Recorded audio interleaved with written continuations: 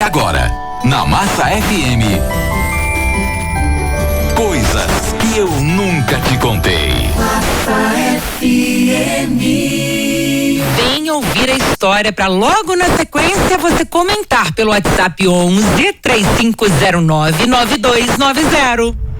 Coisas que eu nunca te contei. Eu me chamo Eulália. E a minha história começou aos 15 anos, quando eu namorava o Edson. Eu era muito novinha. E nessa época eu mal sabia distinguir se o que eu sentia por ele era amor ou apenas uma forte consideração. Eu só sei que a minha mãe sempre dizia que a gente não devia enrolar ninguém.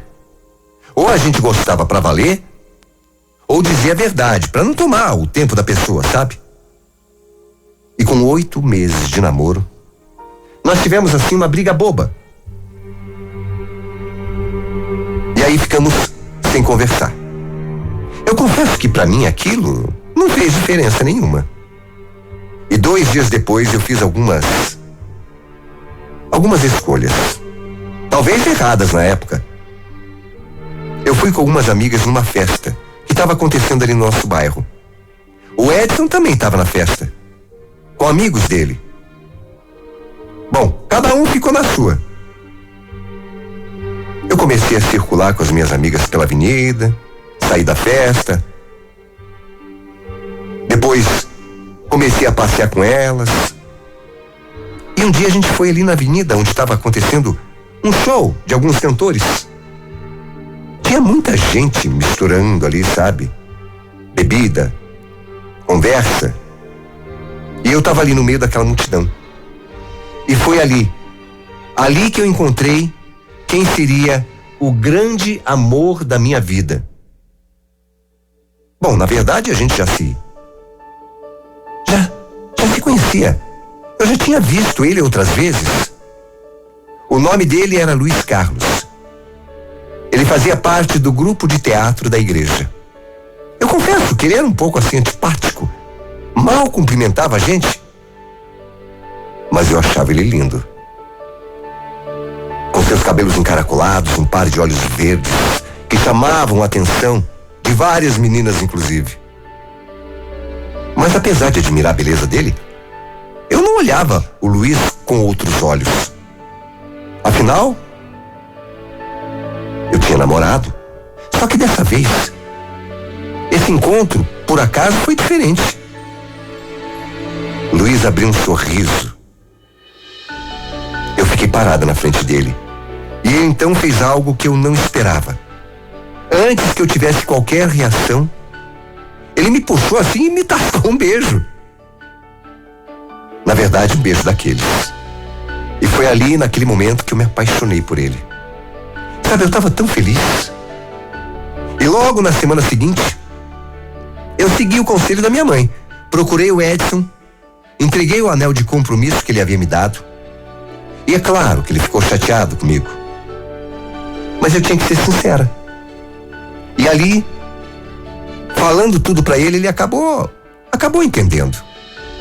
E foi assim que eu comecei a namorar o Luiz.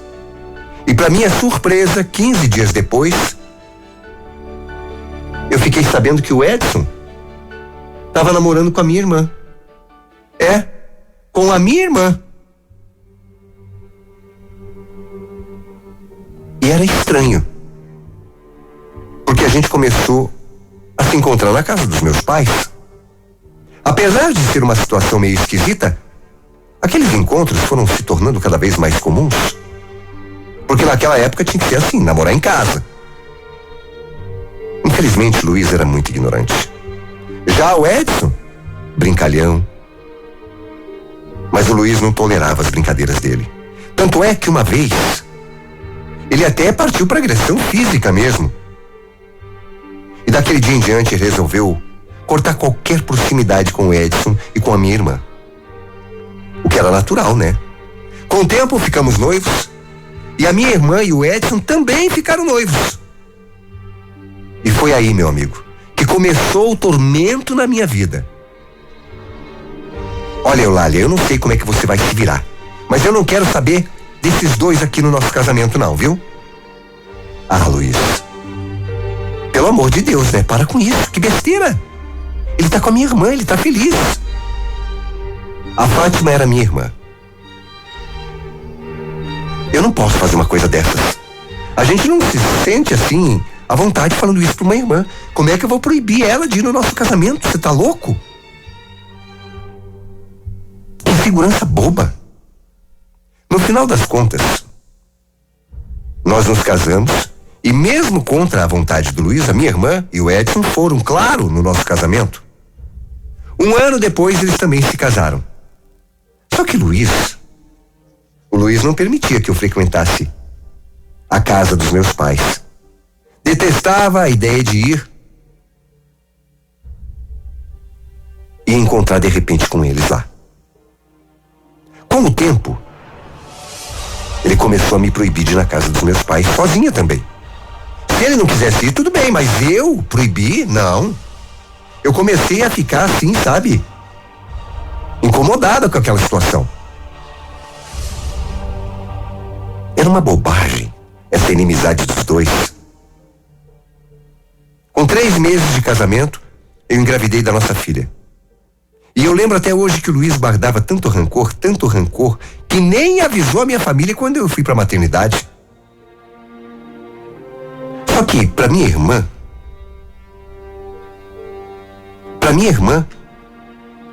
era diferente. Como é que ela ia conhecer o bebê se ela não fosse junto com o marido? Olha que absurdo. Pois eu sofri anos com essa briga dos dois, sabe? Anos. E com o tempo só piorou. Tomou assim proporções que a gente nem imaginava. Eu que sonhava com uma família unida, o sonho começou a ficar difícil de se tornar real. E aí a Juliana, nossa filha, foi crescendo mesmo contra a vontade do Luiz. Mas eu levava ela escondida. Foi crescendo assim, tendo que mentir pro pai que tinha ido visitar a avó, o avô, a tia. Agora vocês imaginam a minha situação? Tendo que suportar tudo isso e ainda com uma criança no meio? Não era nada fácil, nada. A minha sogra, que morava no mesmo quintal que a gente, muitas vezes, ao invés de ajudar, só atrapalhava. Botava mais fogo na fogueira. Porque ela contava pro Luiz que quando ele não tava, eu levava a menina para ver minha família. E os anos foram passando nessa briga terrível. Mas uma situação continuava a mesma. A briga dos dois, ele não se suportando, só que agora tinha minha filha. Aliás, 2 filhas, porque minha irmã também havia tido filhos com o Edson. Só que ela era diferente de mim, era pavio curto mesmo, como dizem. E um dia foi ela que resolveu dar um basta nessa situação que se arrastava por anos. Como eu ia dizendo, a minha irmã também tinha filhos. E foi ela quem resolveu dar um basta naquela situação que já se arrastava por anos. Foi quando ela ligou pra minha sogra. Eu tava doente. Alô? Olha, aqui é a irmã dela, viu? Faz um favor pra mim. Aliás, faz um favor pra todo mundo. Diz pro seu filho aí que se ele continuar proibindo a minha irmã e a minha sobrinha de conviverem com a nossa família, vai ser pior pra todos vocês, viu? Porque eu vou procurar um juiz da vara da infância. E assim ela continuou dizendo tudo que estava engasgado na garganta dela e na minha também durante todos aqueles anos. Eu do lado, eu só via minha sogra e o meu sogro, assim, passando o telefone um pro outro sem saber o que responder. Mas o que minha irmã fez foi o que eu deveria ter feito há muito tempo, mas nunca tive coragem nem gostei de confusão. No fim das contas, eu acho que o fato de crescer numa família conservadora, onde se pensava que o casamento era pro resto da vida, também foi um fator que pesou muito para que eu ficasse calada por tanto tempo. Mas para minha felicidade tudo mudou. Tudo. Depois que a minha irmã disse as coisas que deveria ter dito. Acredita que as coisas foram melhorando? E a gente passou aí com mais frequência na casa do meu pai, da minha irmã. Minha irmã e o Edson começaram a frequentar a minha casa e os anos foram passando. Tudo foi melhorando. Mas, infelizmente, meu sogro veio a falecer. Enfrentamos momentos difíceis. As minhas meninas, afinal, eram o xodó do avô. Era o avô que elas mais conviviam.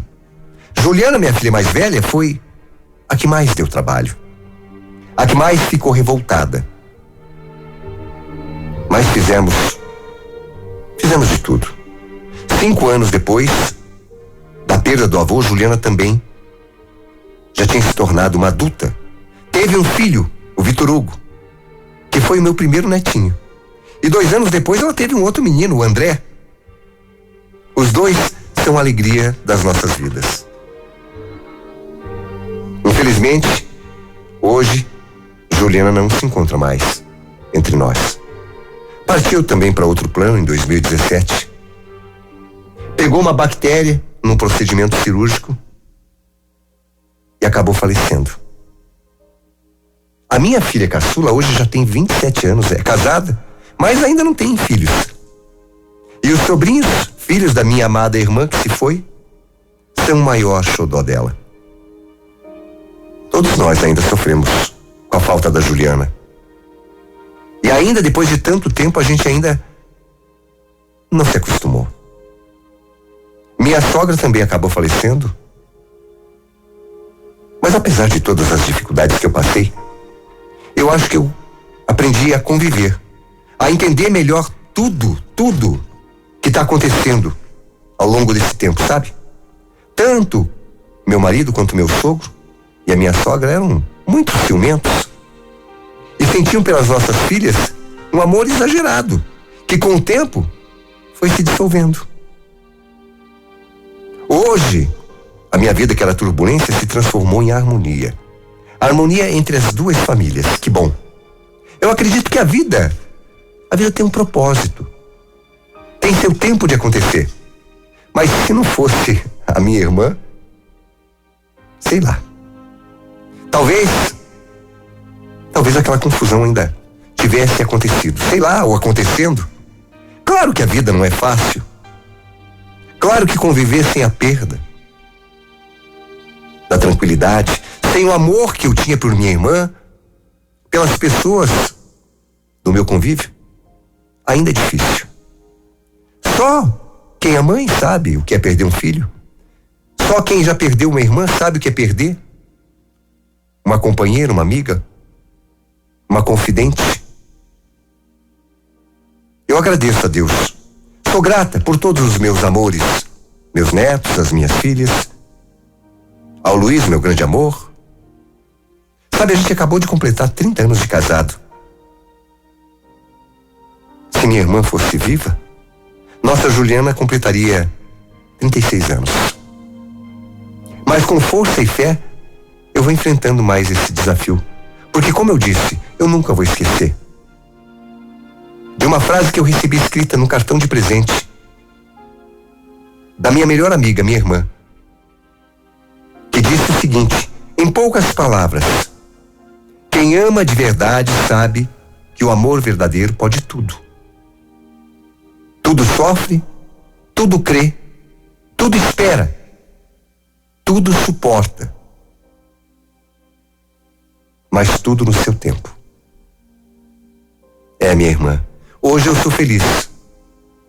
Não convivo mais com aquela sombra do passado que me aterrorizava, mas vivo com a solidão, com a tristeza de não ter você aqui, que um dia, num simples telefonema, conseguiu resolver todos os fantasmas, todos os problemas que existiam dentro da nossa família. Graças a você, hoje nós convivemos bem, todos unidos. Mas se não fosse você, eu juro, eu não sei o que seria de mim. E eu sei uma coisa, aquele fantasma ainda estaria aqui, me assombrando, me aterrorizando. Sou grata a você. E saiba, eu tenho certeza que você aí de cima, onde quer que você esteja, torce por nossa família. Como sempre torceu. Como sempre fez. Você ouviu na Massa FM. Coisas que eu nunca te contei. Massa FM.